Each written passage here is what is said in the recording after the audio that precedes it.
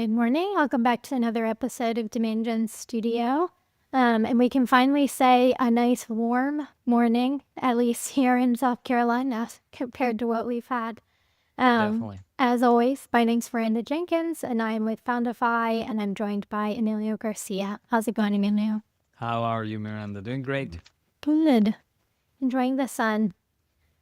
So today we're going to be talking about how to make your website a demand gen engine for B2B companies. I feel like this is going to be a very prevalent topic and hopefully Yes. helpful for a lot of listeners. So to get us started, if we can just talk through how to kind of look at some common symptoms or like telltale signs that maybe your B2B website is struggling to generate demand.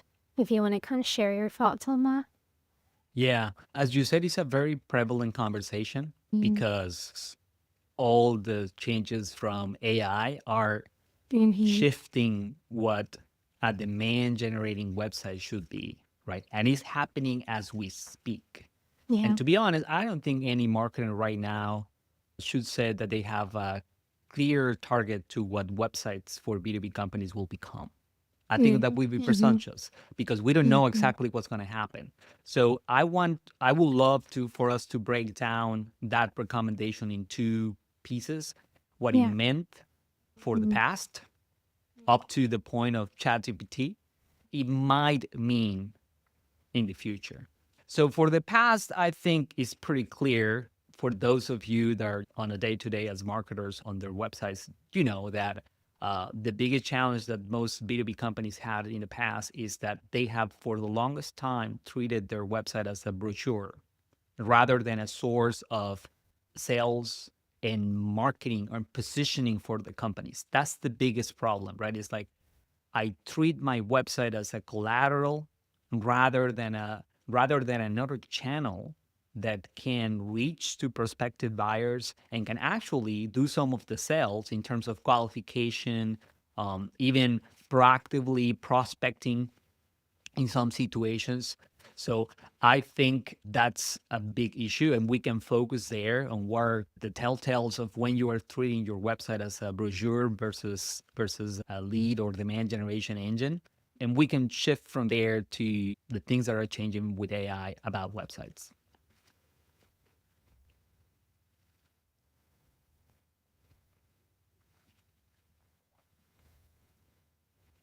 Yeah. I think that the biggest one is ignoring the fact that you're going to have so many kinds of visitors. That's the first one, right? As websites, sometimes we always, and just like marketing in general, we think about it from the company's perspective. This is what we want to say, rather than from the visitor itself. This is what I will learn or know about, right? So if you just shift your perspective and say,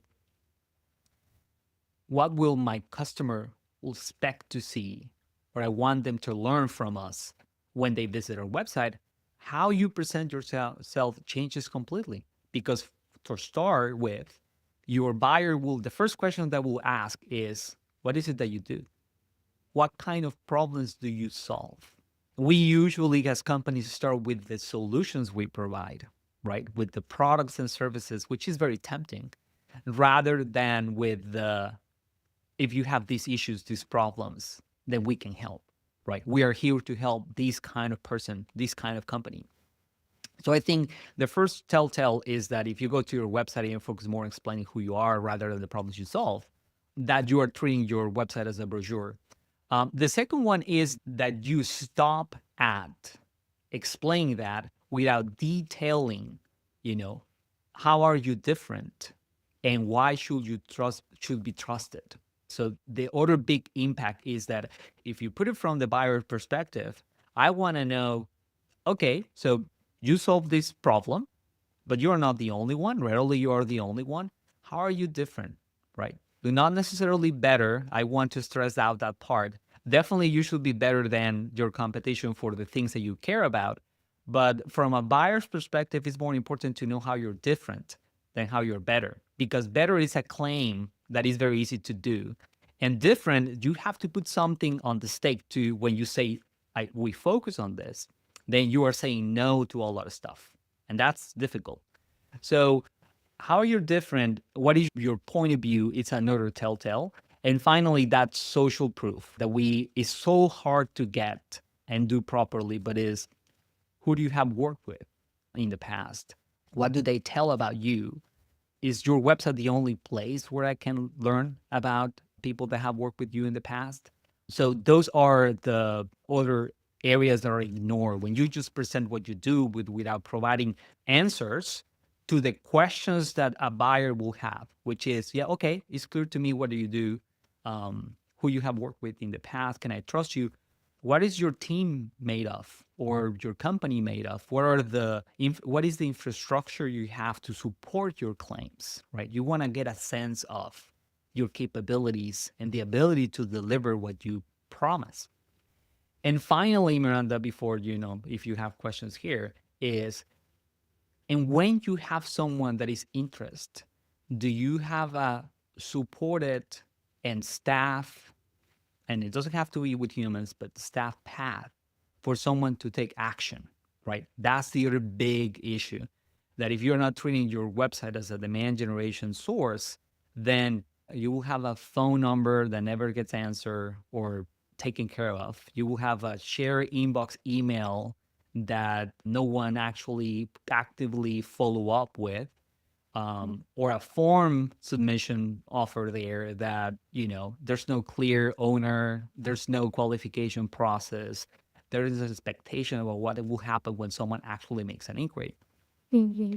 And it has not gotten better over time because websites unfortunately have been game for a long time, right? Yeah. Now we have a spam in every available channel to a company, right? And so uh, it is hard, but it's necessary because if you don't do that, then your website will never be a meaningful source of business for your company. Yeah. Yeah, it's the same. You talking through the type of the thought process around the copy on your website.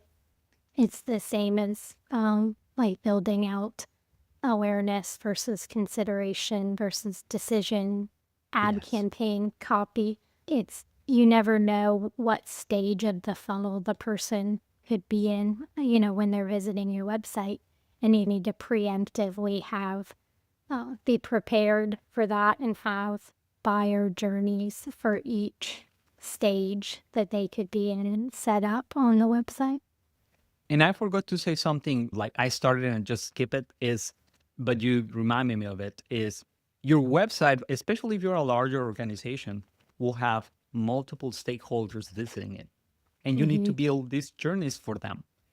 Just because ideally your website is a source of demand generation, a source of commercial interest, doesn't mean that you shouldn't care about the other stakeholders that will visit your website and Right. build a path for them to make it easy for them and to make it easy for you. Because if you have a more of a brochure site, then anyone that is interested in working with you will get no idea what it means to work with you in a place where they can inquiry about that. Anyone that wants to sell you something or provide you something or partner with you or learn about you more about you from a PR perspective will not have a path engaging with your company. And that strains that share inbox email address or that form because now you have to figure out all of that after the fact rather than having dedicated pages and paths for those inquiries. So I think that's the other thing that sometimes get forgotten is you have multiple stakeholders visiting your website and ideally you have built paths for them to act. Are there any like metrics or like symptoms that someone could look at to see like the bounce rate on the website or something like that they could see if there's a need to change some things on their website? Yes, that's a fantastic question. And again, it's becoming more and more relevant with AI. And Mm-hmm. I will now dive a little bit Mm-hmm. into that distinction. In the early days of the web, we were almost 100% sure that visitors were basically humans, right? Yeah. So a lot of the metrics that we've built are assuming that your visitor is a human. Yeah. And so I will throw them all there, but I want to make a caveat in the minds of Mm-hmm. everyone that now that's not true, that actually it doesn't have to be nefarious, right? Yeah. That probably a half, in some cases more than a half of your visitors are actually machines or bots or scripts.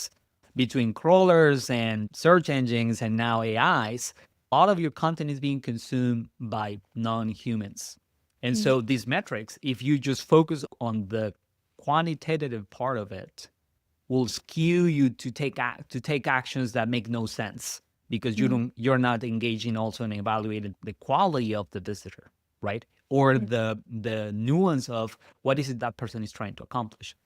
So from just metrics perspective, usually raw numbers like the number of people that visit the page, the time that they spent on the page or the website, and the number of pages that they consume are great indicators of the ability of your site to generate demand in the early stages, right? When you have Mhm. no information about conversion rates, having information about engagement is fantastic, right? And bounce rate basically means that someone visit a page and take no action and just Mhm. drops from the visit. And it's an early indication that unless you have a page that actually just gives a very brief information and then that's the whole goal, that your site is not providing a lot of value to the visitor. Mhm. But again, not necessarily, right? If you have a page which only intention is to answer a question, then a high bounce rate is there's nothing wrong with it. Again, it's just a Mhm. way of measuring. So all those 3, 4 metrics allowed you to evaluate engagement in the early stages, truly to evaluate the ability of the site to generate commercial interest, you need to measure conversions and conversion rates, right? So out of 100 visitors, how many of them ask for commercial information or ask for information in general, whatever paths you have available. So your conversion numbers, right? Number of people that have filled out the forms and your conversion rates are relevant. I want to say here that for all these numerical things, don't fall prey of just using benchmark numbers without context, right? If you just Mhm. compare against averages, but you don't consider your industry, your company size, the strength of your brand, things that will give you some context, then you will be in a losing battle because what even your competitors are doing really matters what's their positioning, how big they are, and things like that. I think Mhm. it's better to benchmark against your previous performance. That's for me, just like with personal things, like how well you did in the past, and are you improving Right. upon those numbers and improving to numbers that matter to you.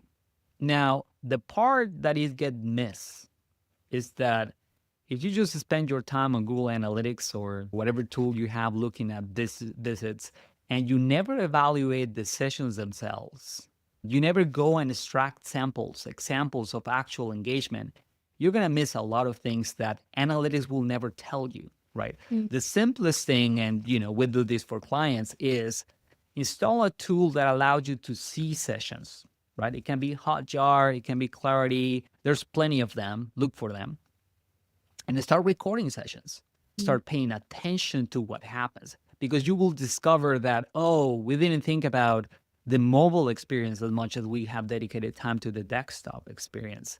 We thought that people would like engaging a ton when in reality they were just struggling to click on our button or they couldn't Mhm. find things because we have these very engaging, different navigation experience that we have developed, but people struggling to understand what to do with the website. Mm. So there's no way that quantitative data will give you insights into those little nuances. You need Yeah. to actually go and see sessions and see what people is struggling with and evaluating if I'm putting a form there with 20 fields and then Mhm. you have another one that has like steps and less fields and less questions, especially on mobile, you will see the difference. So the Mm. other big recommendation is that you record sessions. For more advanced implementations, I've seen that actually there are little surveys that you can set up there, right? Did you find what you were looking for? That's a great Mhm. question to ask, right? Is there something that is missing here that you would like to learn or see on our website? So you can Mhm. inquire your visitors about their experience on your website. I think that makes a lot of sense for larger brands that have a ton of visitors. So Mm-hmm. I will say that with that knowledge is what you can really do a lot of improvements. And it's a prerequisite, or at least should go in tandem when you're starting to pay for traffic, right? Yeah. When Mm-hmm. you're getting it for free or from sources that aren't costing you money, it's not that it's good that you're being wasteful, but at least it's not costing you a ton. When you're paying for traffic, it's a whole different game because now you're Mm-hmm. sending visitors that will struggle to engage with your content and you pay for it. So that's one big point. And before I jump to the AI portion, I don't know if you have comments there. Yeah, definitely. And it's another thing that we use Clarity a lot on for that's helpful too is seeing, like you were talking about paid traffic, is if you have keywords on Google Yeah. Ads that you're not sure about the intent level, you're not sure if they're keywords that should be included in a high intent campaign.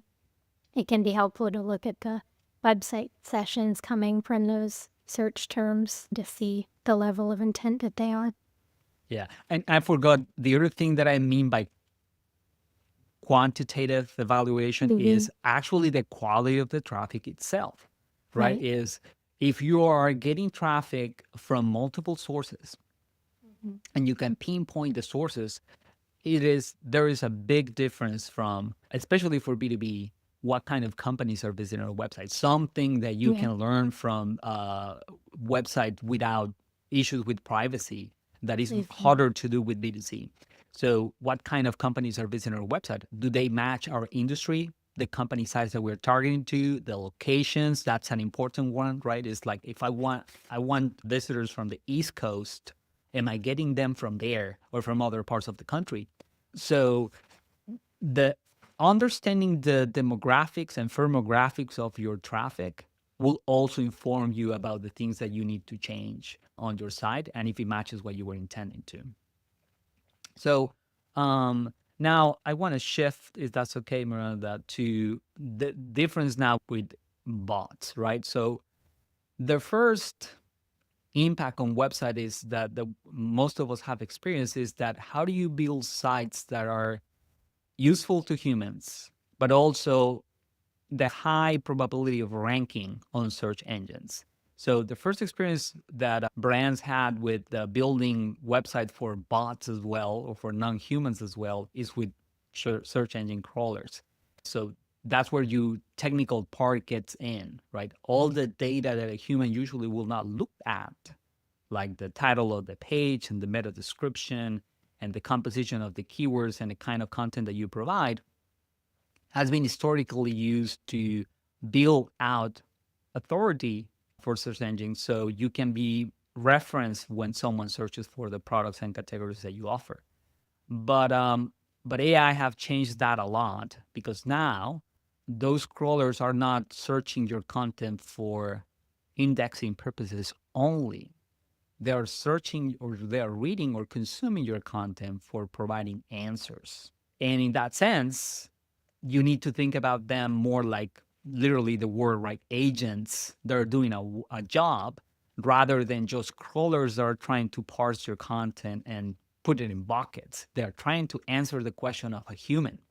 That has changed the landscape. And again, I don't know where that's going, but definitely we might run into a situation that our future sites will primarily serve agents rather than humans. I don't know. That's wild, but it's a possibility. From what you've seen so far from the more recent changes, is there any where that you you're starting to see like a bit of a disconnect between optimizing for user experience versus like the AI bots for like how you structure your content or anything like that? Yeah, I think there's always been a tension there. It's not Mm. new. Has been going on since the times of more traditional SEO and optimizing for search engines. And people have concealed, and I don't want to say trick, but try to conceal or trying to get both optimizations at the same time as much as possible. Like, for example, putting keywords that you wanted to rank for in a font that will not be shown by humans. So that way you can say more things to crawlers than what you actually needed to say to humans. I think we are going through some of those stages again with AI because Google and other search engines with this last 20 years have learned a ton about how sites can be gamified to rank without actually being helpful to humans.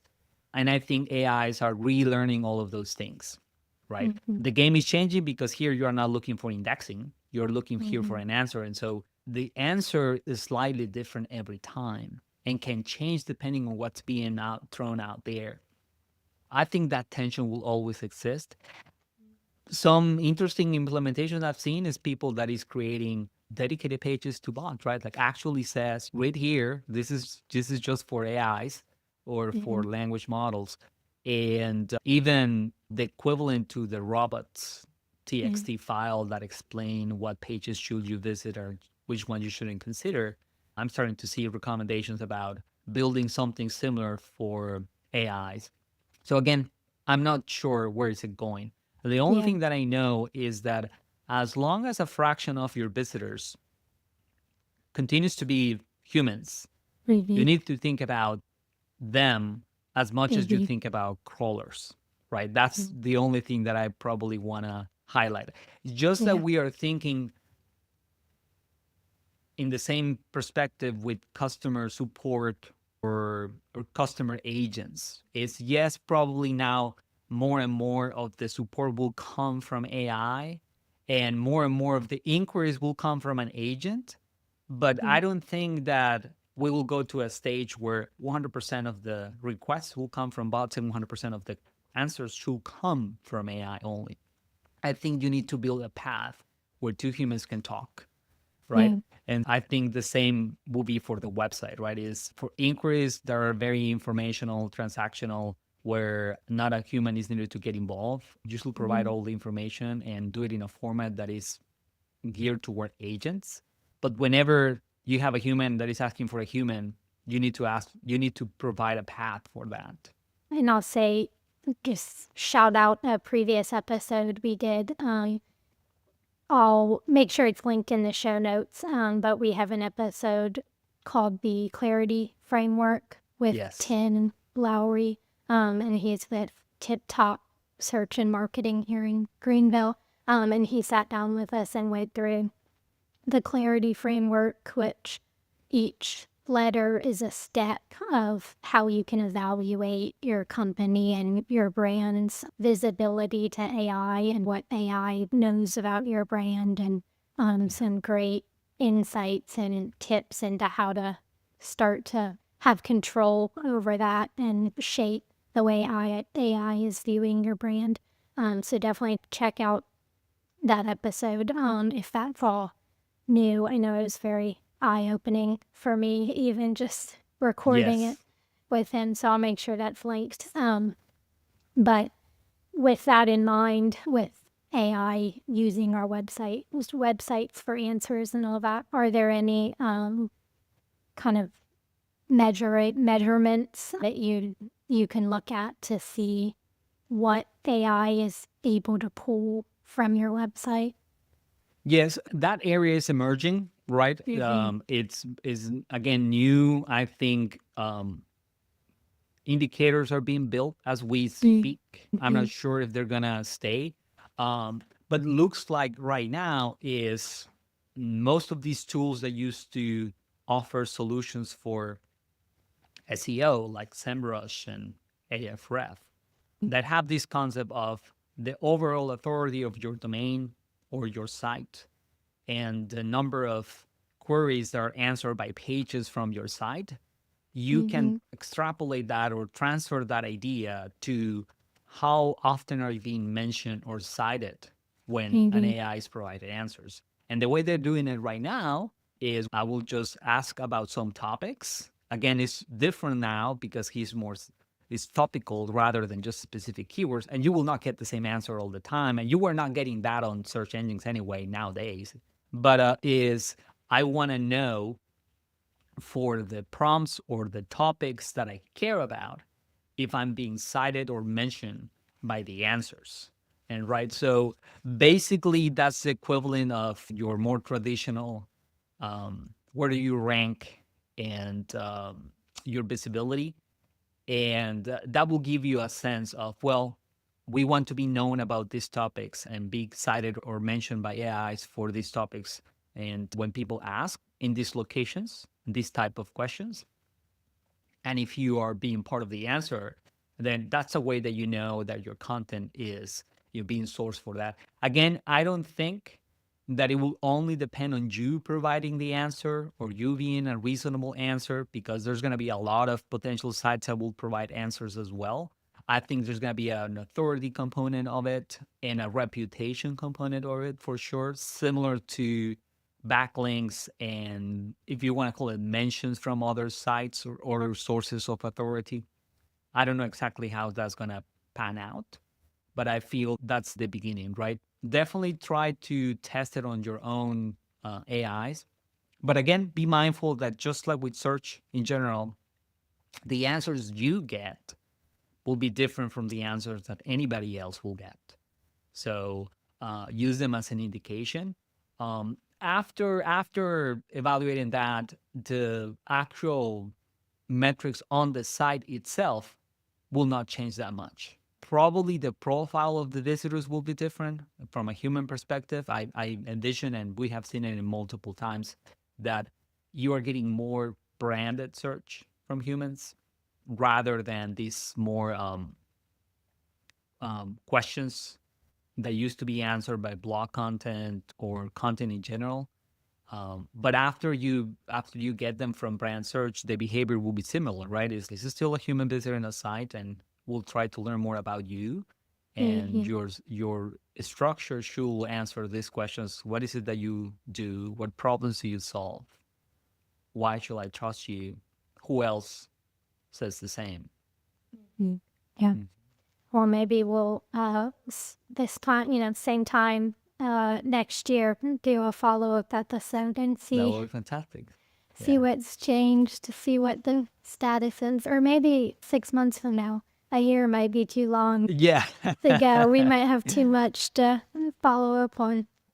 Oh, Awesome. Yeah, and I go for it. wanna, I want. There's something that what you said is like it might be completely different. There's one Mm-hmm. variable that we might be missing from here that we can learn from social media, which is we run the risk of a website being even unconsequential for demand generation if AIs do the same that social media platforms has been doing for a while, which is keeping the user there.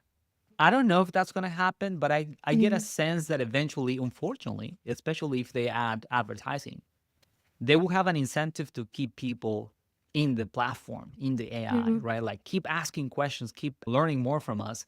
And if that becomes an incentive, usually advertising is the reason for that in general consumption, then we might shift to a scenario where your website presence is something that lives inside the chat or inside the Mm-hmm. AI itself, rather than a place where you go and consume content.